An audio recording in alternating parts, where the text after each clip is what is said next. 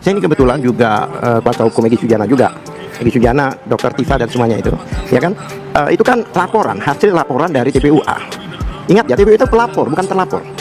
Nah, kenapa kami protes? Karena banyak kejanggalan. Apa saja kejanggalan? Ya diantaranya, kita kan pelapor. Pada waktu mengajukan diminta untuk diajukan ke Dumas, ke apa istilahnya pengaduan masyarakat, ya kan?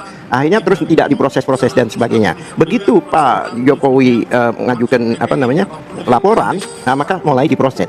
Ini mulai diciriusin, ada penyelidikan dan sebagainya. Sebelumnya tidak ada. Tapi satu hal lagi, pelapor ini berkali-kali dipanggil keadaan sakit, dan sakitnya ini serius. Secara KUHP harus ditunggu. Lah bagaimana kita, barangkali pelapornya nanti membawa bukti lain atau bukti ijazah teman-teman yang lain. Tapi kan enggak, ini langsung begitu cepatnya langsung diumumkan. Kejanggalan yang satu lagi, kita kan pelapor, malah kita yang diselidiki malam. Dua. Yang kedua, pada saat Pak Jokowi nyerahkan itu, ya kan? Kemudian itu kan seharusnya secara KUHP menyerahkan ijazahnya itu, secara KUHP itu harus ada berita acara penyitaan. Tapi harus dikembalikan. Dikembalikan. Ini masalahnya. Dikembalikan pada saat sebelum pengumuman ini. Kan timbul pertanyaan, kenapa? Kan masyarakat atau rakyat kan ingin tahu aslinya. Karena yang ditunjukkan video-video itu aja kan. Nah, ini kan timbul pertanyaan. Dasarnya apa dikembalikan itu? Apakah pada waktu diterimanya, diserahkannya itu ada berita acara penyitaan apa tidak? Seharusnya ada. Ya kalau nggak ada, biasanya kalau orang sudah disita terus mau dipakai tapi untuk kepentingan apa namanya seperti motor, contohnya ada pencurian motor, itu ada pinjam pakai. Karena untuk apa? Untuk makan, untuk nyari makan, untuk ini kan ijazah Pak. Diambil juga ditaruh di lemari juga. Pak, saya mau terangkan ya, kejanggalan-kejanggalan ini terjadi karena ini adalah akar masalahnya adalah membuktikan apakah ijazah Pak Jokowi itu asli atau palsu. Itu masalah pokoknya. Hanya di sini antara dua pihak ini, yang satu itu yang dituduh pakai ijazah palsu, yang satunya yang menuduh, itu berbeda cara membuktikannya. Sementara kalau yang mengatakan Bapak ijazah palsu, gitu kan, dia tidak bisa membuktikan ini Pak, buktinya bahwa ini apa ijazahnya itu palsu, ini gini, data awalnya kayak gini. Tapi dari pihak pelapor tidak dipanggil dulu Nah, sebelum. nanti dulu ini kayak gitu pertama kalian. Di satu sisi yang menuduhkan itu, yang menuduhkan bahwa itu ijazah palsu, dia nggak punya bukti awal bahwa itu ijazah palsu.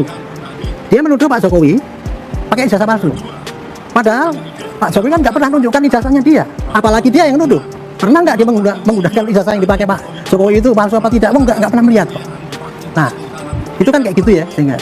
Tapi dia merasa bahwa saya bisa buktikan bahwa itu palsu gitu. Nah, sementara yang tempat lain ini yang menyanggah itu ya silakan aja buktikan kalau itu ada kan gitu kan. Sampai itu berjalan terus kan nggak pernah ada. Nah, akhirnya kemarin tidak pernah ada karena dari pelapornya mengaku ya, karena tidak diberi kesempatan untuk enggak, waktu itu dipanggil nggak bisa menunjukkan, tidak bisa gini ya. Yang namanya penyidik atau polisi ya, kalau begitu menerima laporan, Pak, ini ada kejadian ini saya pakai ijazah palsu, itu berarti ada tindak pidana ya gitu ya. Maka polisi akan nanyakan, mana Pak buktinya bahwa itu apa Anda ditunjukkan itu palsu, ijazah mana yang Bapak katakan itu palsu, kan gitu. Oke. Tapi selama ini kan yang pelapor kan nggak pernah ada itu, ya makanya itu ya nggak bisa berkembang laporannya itu. Oke, gitu. bagaimana Pak Abdullah? Itu dari TPU aja dia menyerahkan bukti-bukti, itu fakta. Satu hal lagi, ini bukan semudah yang Bapak ini katakan, beliau katakan, tidak semudah seperti itu. Sekarang masalahnya apa sih kalau menunjukkan ijazahnya pada rakyat? Bapak tunjukkan bukti-bukti Pak. Sebentar. Ya, Sebentar, bukan begitu. Oke. Saya tidak terlalu tertarik dengan prosedur. Saya tertarik pada substansi bahwa ijazah Pak Jokowi asli. Dua institusi, pertama Barreskrim Mabes Polri, yang kedua Universitas Gadjah Mada sudah menyatakan bahwa ijazah itu asli, ijazah itu ada. Untuk saya itu cukup. Saya tidak ini bahwa prosedurnya seperti apa. Untuk saya tidak peduli itu. Katakanlah yang di Barreskrim ini setengah jalan. Prosedurnya tidak sesuai dengan harapan teman-teman dari Bung Roy Suryo. Apalagi tadi ada kejanggalan-kejanggalan yang disebutkan oleh Pak Abdullah. Tetapi kita berbicara bahwa institusi yang menerbitkan ijazah itu sudah menyatakan bahwa asli. Itu berarti Bung Roy Suryo sendiri bisa meragukan ijazahnya dong. Dr. Tifa CS bisa meragukan ijazahnya. Institusinya yang menerbitkan sudah mengatakan itu asli. Kalau masalah menunjukkan, kami termasuk yang sebenarnya bilang ke Pak Jokowi, ngapain Pak tunjukin? Itu tidak menjadi kewajiban Pak Jokowi. Kewajiban Pak Jokowi menunjukkan itu di institusi yang memang berhak untuk itu, KPU atau pihak pengadilan, kepolisian. Kalau yang lain tidak. Kalau dipaksa, ini melanggar hak asasi manusia. Seperti yang Anda katakan, kalau saya seperti Obama contohnya, pada waktu itu kan diragukan lahir di mana. Ini dia tunjukkan, saya lahir di Amerika, selesai udah. Ya kan? Kalau seandainya Pak Jokowi itu menunjukkan, nah ini selesai sudah. Yang menarik lagi malah teman-temannya disuruh menunjukkan semua pegang begini, ada 20 orang lebih, kenapa dia nggak di situ? Waktu itu teman-temannya kan nunjukkan, nih sama nih, tapi kenapa nggak di situ? Kalau kriminalisasi, kamilah yang dikriminalisasi, klien kami. Dan satu hal lagi yang belum terjawab dari tadi, kurang 2 hari diumumkan, kenapa diambil ijazahnya, itu pertanyaan kami. Kan aneh. Diduga banyak oleh orang, berarti takut ditanyakan mana fisiknya oleh wartawan atau yang lain-lain. Jadi semua itu ditunjukkan gambar seperti itu. Apa itu belum cukup, Bang? Loh, itu kan dikatakan identik, bukan asli. Nggak ada mengatakan asli, identik. Identik itu apa artinya? Sama. KW sama KW identik. Tapi kalau secara fisiknya ditunjukkan, kita tahu. Jangan-jangan teman-temannya juga diduga sama. Pada saat menunjukkan foto-foto tersebut, ya kan? Kenapa sih dia nggak ada di tengah-tengah situ? Oke. Dia mengatakan, ini sama loh sama teman-teman. Kenapa? Tapi sekali lagi saya tidak tertarik dengan prosedur, karena bagi saya kalau UGM itu kan Barreskrim juga pasti ke sana, pasti ke UGM. Jadi buktinya itu bukan cuma 1-2 yang mereka bisa lihat.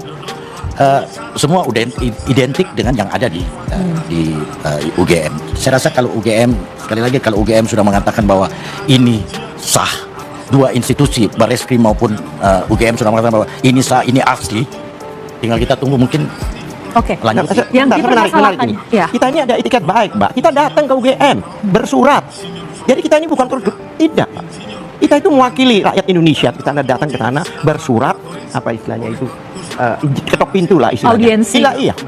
Untuk melihat, tapi UGM tidak menunjukkan. UGM itu tidak menunjukkan loh ya. Oke. Bahkan banyak fakta-fakta seperti skripsi. Dan kita bukan hanya ijazah, juga skripsi ada, dan itu ada katanya KRS, ada putus. Kita nggak masalahin itu. Pertanyaan saya, selesai nggak kuliahnya? Ada ijazahnya nggak? Itu yang masalah kita. Di dalam ilmu hukum itu sekarang itu masih di pemeriksaan pendahuluan. Pemeriksaan pendahuluan spesifik adalah di penyelidikan. Di penyelidikan si suatu tindakan penyelidik untuk mencari suatu peristiwa hukum, dugaan tindak pidana. Nah, tindakan-tindakan Barreskrim sebagai bentuk uji itu suatu langkah progresif tepat. Karena yang dipertanyakan adalah ijazah. Ijazah tidak mudah untuk menilai identik dan tidak identik. Nah, yang jadi problem, Mbak, masyarakat kemarin melihatnya itu adalah yang saya pandang loh, itu dari upload media. Jadi datanya data sekunder, bukan keaslian. Kalau kita lihat kasus-kasus yang terjadi, ditemukan sertifikat palsu. Nah, ini sertifikatnya itu jadikan, sertifikatnya disandingkan. Ini kan tidak, ini dari data sekunder. Data sekunder yang mungkin bisa dirubah lah. Itulah yang bergulir yang sekarang. Padahal yang asli itu kalau kita lihat masih di bawah yang bersangkutan.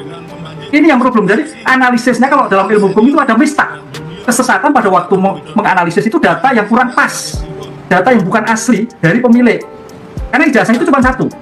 Dalam setiap perguruan tinggi satu dikeluarkan untuk wisudawan. Nah, yang ada di kampus itu nomor-nomor aja, nomor-nomor sekian atau sekian dan sebagainya. Satu, makanya kalau hilang itu harus ada surat hilang, dikeluarkan dokumen secara duplikat lah. Di sini yang akhirnya makanya dari kalau saya melihat sebagai orang luar, data yang dianalisis berdasarkan upload dengan data yang diperlihatkan oleh aslinya, maka penyidik harus mencari yang aslinya dulu ini.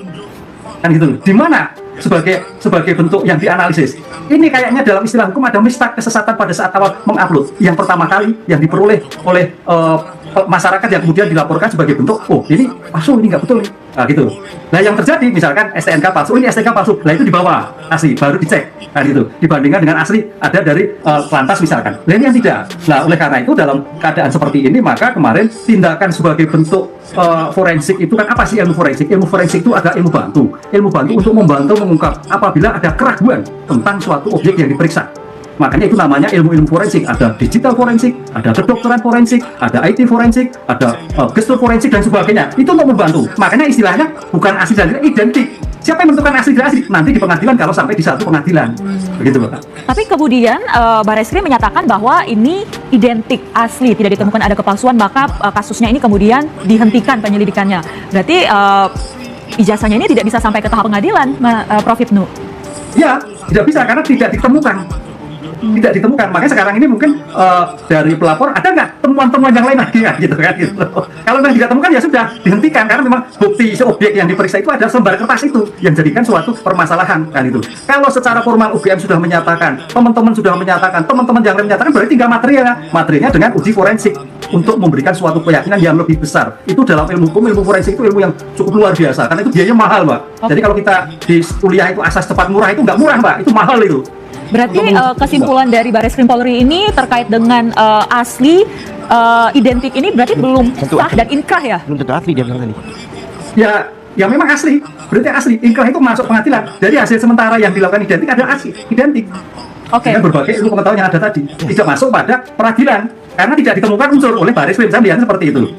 Bukti asli dari ijazah ini tidak ditunjukkan ke publik. Apakah menurut Anda, apakah ini penting atau tidak ijazah asli ini ditampilkan ke publik, Prof? Menurut Anda seperti Ya, itu tergantung kegerakan hati. Nah, itu esensi kepribadian yang bersangkutan. Esensi pribadi. Kalau memang itu suatu hal ya nggak masalah kan gitu loh. Tinggal itu pribadi Mbak, pribadi yang bersangkutan. Karena itu kan sudah diwakilkan oleh negara. Ini kan peradilan kita itu kan peradilan negara Mbak. Jadi peradilan negara, polisi wakil masyarakat dan negara. Makanya esensinya apakah dimintakan ya? Bisa dimintakan, bisa tidak. Berarti tidak Kan itu harus lain kalau siapa? tadi Pak Dulu disita. Nah itu sudah masuk penyidikan mau tidak mau itu bagian dari upaya paksa di tingkat penyidikan. Ini belum. Kan itu cukup memperlihatkan karena masuk sebagai bentuk klarifikasi di dalam penyelidikan. Jadi ribut ini Mbak, karena apa? Karena masing-masing pihak itu mengajukan teori pembuktian menurut kacamata sendiri-sendiri. Kalau menurut teori pembuktian menurut hukum tadi sudah dijelaskan oleh Profesor Hipnu tadi. Tetapi dari pihak penggugat yang mengatakan itu ijazah palsu itu, dia pakai teori sendiri yang diajukan. Katanya yang ahli-ahli forensik itu kan, gitu kan. Wah, saya jadi gini loh. Kalau dari secara prosedural dari hukum yang ilmu pembuktian yang umum itu ya, untuk membuktikan ijazah itu asli atau bukan ya. Sekarang kriteria ijazah asli itu apa sih? Keluar dari perguruan tinggi, pernah ikut kuliah, pernah bikin skripsi, kan kurang lebih gitu kan? Ada teman-temannya di sana. Nah, ini yang dicari semua ini, ternyata ini ada semua kan? Itu sudah asli, jadi nggak usah pakai pembuktian, pakai forensik lagi, nggak perlu itu, karena itu memang ijazah itu nggak ada pembandingnya kan, cuma satu. Nah, sekarang kemarin itu timbul kenapa itu forensik itu karena dari pihak yang penggugat itu kan mengatakan saya forensik. Saya tadi dengar podcastnya Pak siapa Simon atau siapa tuh yang ahli forensik yang mengatakan gitu Pak. Ternyata dia mengatakan ini, dia menanyakan gini, apa itu anunya Bareskrim kok pakai lapor pakai parameter apa? Tapi dia sendiri lupa dia parameter apa yang dia pakai. Ternyata parameter dia tuh kelirunya apa? Sampelnya yang ini untuk dibahan itu tadi dari upload yang di shot itu. Nah, itu untuk membanding bahwa itu ijazah itu palsu dari situ. Kan salah besar di cara menganalisisnya, kebalik kan gitu. Nah, terus tadi yang Bareskrim supaya marem gitu ya mungkin ya, dia pakai lapor, tapi lapornya itu adalah membandingkan antara ijazah temennya. Ada 3 kalau nggak salah itu. Dibandingkan dengan ijazah Pak Jokowi ini. Identik, artinya identik itu apa? Bahwa ini patut diduga memang ini ijazahnya asli sama dengan yang ini. Itulah yang namanya identik di situ gitu. Identik dengan yang asli, contoh pembandingan asli. Tapi kalau dalam uji lapor yang biasanya dipakai untuk menyatakan itu palsu apa tidak, itu tadi, itu antara asli dengan yang dituduh palsu itu tadi. Nah sampai sekarang kan kemarin pelapor ya, kan dari mulai melapor dia nggak pernah bisa menunjukkan mana ijazah yang aslinya. Uang dipegang Pak Jokowi. Kemudian yang di lapangan mana yang dikatakan sebagai pembanding bahwa itu palsu. Hanya gambar dari situ kemudian dikembangkan. Itu jadi nggak nyambung ini Mbak. Ya. Gitu itu. Jadi praktek atau teori yang diterapkan itu tidak nyambung dalam teori pembuktian gitu. Kalau saya menilai nih ya Pak Bareskrim itu kemarin dengan cara kayak gitu itu ya, menurut saya berlebihan dia melakukan apa itu pembuktiannya itu over lah menurut. Karena sebetulnya cukup dengan lihat-lihat di UGM dan teman-temannya sudah mengakui itu sudah cukup membuktikan bahwa itu asli. Tapi ini juga dorongan dari pihak pelapor untuk ya karena dia uji kertas, dipancing untuk itu kan gitu. Nah sekarang ini yang saya tadi katakan ya bahwa itu logika yang dikembangkan oleh para ahli yang katanya ahli forensik itu tadi, katanya saya bisa melihat itu kalau titik-titik ini berarti ini umurnya segini, ini terus ada kopi-kopi yang gini-gini, itu kan dia menganalisis suatu fotokopi untuk menentukan bahwa itu asli apa tidak kan. Jadi kan nggak bisa nggak akan ketemu selamanya, apalagi sekarang ya tuduhannya ijazah palsu, kemudian larinya kepada skripsinya ada yang nggak benar gitu. Nah sekarang saya ingin tanya ya, kalau seorang lulus dari wisuda gitu, tapi ternyata dulu pernah bikin skripsi tapi skripsinya hilang, apakah itu kemudian dianggapnya dia ijazah palsu? Kan enggak gitu. Jadi ini banyak sekali logika-logika yang nggak masuk akal ya gitu. Tetapi ini sudah diselesaikan dengan adanya Pak Jokowi itu lapor, sehingga dari situlah maka kemudian Mabespori itu ataupun polisi ya itu mempunyai bahan yang tadinya diduga palsu itu baru bisa dilihat kan. Itulah makanya kemudian tadi dilihat itu dalam tahap penyelidikan itu. Nah, ini saya prediksi saya ya, kan ini ada 2 kasus ini. Satu ini dilaporkan ijazah palsu, yang sini dilaporkan Pak Jokowi ya, pencemaran baik. Konsekuensinya ya ini, kalau ini dihentikan, ya pasti yang ini jalan dong. Nah, ternyata itu fitnah kan. Nah, nanti pasti diduga, kalau presiden yang lapor kemarin kasusnya deras terus. Karena kasus itu melibatkan pejabat negara dan kebetulan yang melaporkan itu juga tendensius seakan-akan menyerang kan itu kan seakan-akan gitu ya. Makanya ini dengan kasus ini nanti yang di Bareskrim dihentikan karena itu laporannya ijazah palsu ternyata asli. pasti yang laporan di Metro itu fitnah, itu terbukti.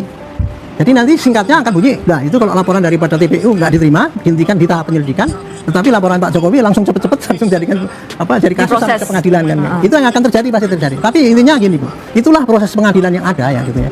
Apabila dari pihak ini yang di penyelidikan ini ya, ini nggak terima itu dihentikan, ya ada upaya silakan aja. Anda melihat apakah pihak polisi ini sudah melaksanakan proses pembuktian ini secara akuntabel dan transparan tanpa Kalau saya melihat melihat pelapornya ini adalah mantan ini presiden? bukannya akuntabel lagi, berlebihan caranya. Berlebihan itu artinya itu lebih perfect, artinya lebih sempurna. Sangat sempurna. Ya, sangat sempurna. Karena apa? Karena dia sudah menelusuri secara profesional sumbernya. Tanpa melihat siapa terlapor ini. Kalau misalnya terlapornya bukan Pak Jokowi, apakah hal yang sama? Polisi hanya membuktikan ini ijazahnya asli apa enggak. Penyidikan itu hanya larinya enggak siapa yang punya. Kan tuduhannya kan ijazah ini asli apa bukan. Nah, untuk menunjukkan ijazah ini asli apa tidak, sumbernya dari mana, ke teman-temannya ada, arsipnya apa, itu sudah cukup untuk menentukan ini sebagai anunya. Nggak lihat siapa pemiliknya. Nah, kebetulan kan yang punya Pak Jokowi kan gitu kan. Nah, makanya ya saya juga kaget kemarin kok di tahap penyelidikan langsung di stop gitu. Karena itu kalau menyetop itu kan ada bisa penyelidikan atau penyidikan dulu kan itu ya. Saya bayangan saya kemarin karena ini dari kasus yang panjang yang sorotan gitu ya. Dan saya yakin itu kasusnya nggak terbukti. Pasti akan dihentikan. Cuman saya nggak menduga kok di penyelidikan sudah berhenti dihentikan. Berarti polisi sangat yakin bahwa itu memang asli gitu. Prof. Yusril kan mengatakan tadi memang itu asli, ya sudah harus diterima kan gitu. Bang Uci sepertinya dari tadi juga pengen ngomong ini. Gimana tanggapannya? Jadi Ini tadi dibilang, ini masalah prosedur. Kalau bagi kami prosedur itu sudah benar. Itu sudah polisi punya pertimbangan, polisi juga tahu bahwa mereka tidak mungkin melanggar apa yang menjadi ketentuan. Udah pasti kayak begitu. Jadi yang saya mau tanya ke Bung Rifai. Bung Rifai, saya boleh tanya? Bung Rifai. Silakan Bapak Manggu. Bung Rifai, Silakan. saya mau tanya. Seberapa yakin Bung Rifai seandainya seperti yang tadi Bung Abdullah katakan, kalau ijazahnya itu ditunjukkan, masalah ini selesai. Seberapa yakin Bung Rifai? Apakah ini selesai di sini atau akan terus berlanjut dalam wujud yang lain? Betul. Ayo Pak Rifai gimana? Dengan Wadek juga sudah selesai. Ini sampai rektor dekan menjelaskan panjang lebar, bukan selesai malah diserang Pak. Tanda tangan dekan dipersoalkan, nama dipersoalkan, huruf dipersoalkan. Lalu kalau ditunjukkan, saya kembali lagi, siapa yang berani menjamin kalau ditunjukkan berhenti? Saya pikir juga tidak akan ada yang berani menjamin. Siapa? Jadi saya kalau ini Bung Abdullah, mohon maaf, nggak apa-apa. Bung Abdullah, saya yakin seperti Bung Abdullah. Bagaimana mata kalau bisa sudah melihat ditunjukkan, aslian ijazah? Itu tidak kan akan tidak mungkin selesai. gitu. Saya yakin tidak akan selesai. Akan ada lagi dengan ini yang berbeda. Boleh. Dengan pola yang berbeda, dengan pelaporan yang berbeda. Jadi saya tidak yakin selesai dengan Pak Jokowi menunjukkan ijazahnya. Aduh, gimana Pak Abdullah? Begini, saya mau menanggapi Pak Arianto dulu, senior saya ini, yang mengatakan bahwa setelah diuji ternyata identik, patut diduga. Ini masih patut diduga loh, bukan pasti. Kata beliau tadi patut diduga, ya kan? Sekarang begini, pelapornya itu, seandainya pelapornya ijazah lebih banyak, teman-temannya gimana? Pelapornya ini kan nggak ditunggu karena sakit, tiba-tiba diumumkan itu kejanggalan itu. Apakah semuanya dari sekian ratus itu berapa orang?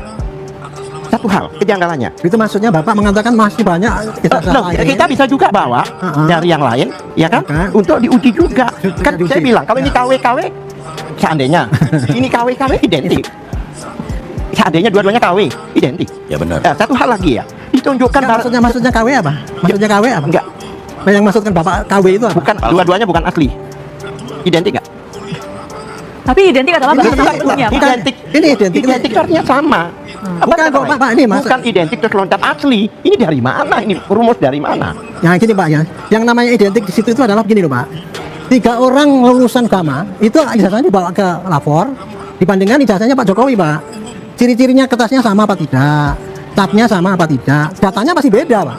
Tapi ternyata saya kan 3 ijazah ini dari lapor, dari uji capnya kemudian ini itu lapor Pak yang Ya, ya. ternyata identik.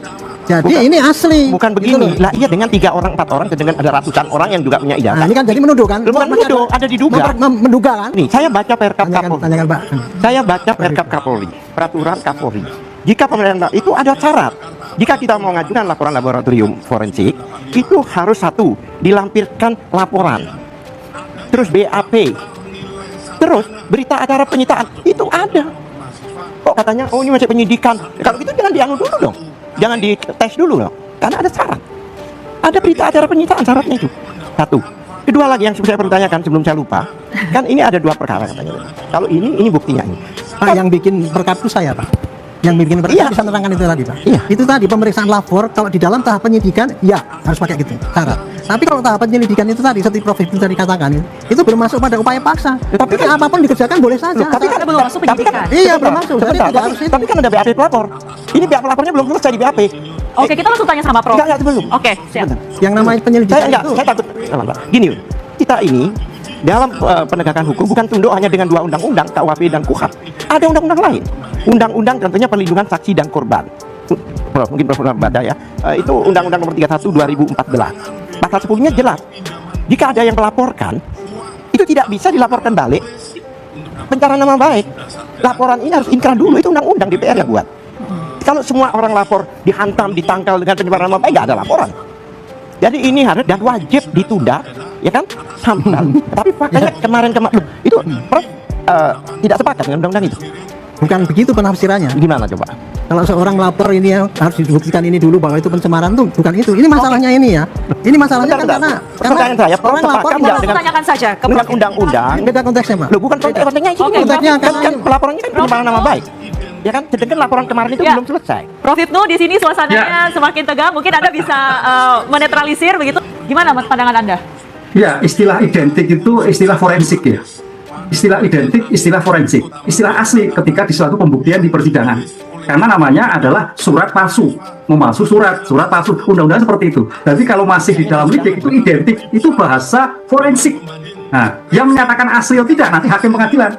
Karena 263 itu palsu dan tidak palsu, kan gitu kan? Itu istilah, benar istilah. Yang kedua, terkait dengan pembanding, saya kira dengan pembanding yang sudah ada dengan teman-teman sudah mewakili itu, kita sampel kan ya, nggak mungkin sampai 100 semua, 3 kan tuh, karena kuncinya itu sebetulnya ada di teman-teman UGM yang mengeluarkan, yang menjelaskan, yang memformulasikan dari aspek empiris masuk sampai pada selesai kuliahnya, kan gitu. Aspek forensik di tingkat penyelidikan itu sebagai aspek untuk memperkuat. Ingat loh, forensik hadir itu untuk memperkuat. Forensik hadir itu karena memang itu bukan ilmu hukum, tapi ilmu untuk mengungkap terkait dengan tinta, tanda tangan dan sebagainya itu. Makanya istilahnya membantu, istilahnya identik, tidak mengatakan asli nanti di sana di persidangan. Lah, disitulah yang harus disampaikan di dalam penyelidikan. Lah, yang jadi problem tadi saya katakan Mbak ini, yang jadi pelapor kemarin yang dilaporkan itu data sekunder, data yang diupload. Gitu. Yang sering data kita primer, data aslinya. Iya, yang selama ini kita terjadi itu ini misalkan sertifikat palsu misalkan. Oh, ini ditemukan sertifikat kan kadang-kadang itu tumpukan 10 sampai 5. Mana yang asli? Lah itu yang diidentikan. Tapi yang kemarin ini maka tadi saya katakan istilah hukumnya ada mistah. Sesatan, error in objecto, tentang objek yang dijadikan laporan itu objek yang unggahan, bukan objek yang asli. Sehingga mis nggak pernah ketemu. Itu Pak, ini yang jadi problem. Makanya dari pelapor nggak ketemu yang objeknya dibawa Pak Jokowi, bukan yang lain. Nah, ini yang jadi problem. Oleh karena itu penyelesaian yang tingkat lidik itu bagi melakukan suatu peristiwa. Istilahnya pun klarifikasi. Ingat ada 2 dimensi. Kalau dalam penyelidikan tidak ada suatu tahapan yang pasti. Tapi kalau dalam penyidikan sudah pro justisia, ada pemeriksaan saksi, ada konfrontasi, ada gelar perkara, ada pemeriksaan setempat dan sebagainya. Itu memang ada berita acaranya. Karena dalam penyelidikan itu serangkaian tindakan penyidik untuk menentukan tersangka. Jadi untuk menentukan tersangka itu berdasarkan bukti-bukti penyitaan tadi, bukti-bukti pemeriksaan. Baru ada penyitaan di situ ya Pak ya? Iya, penyitaan, konfrontasi antara pelapor, terlapor, saksi dan sebagainya. Ini belum, kan gitu loh. Baru identifikasi yang dipermasalahkan jasanya dulu ini, gitu loh Pak. Jadi belum ada pemeriksaan yang lain. Itu yang membedakan antara lidik dan sidik di dalam suatu pemeriksaan pendahuluan. Oke.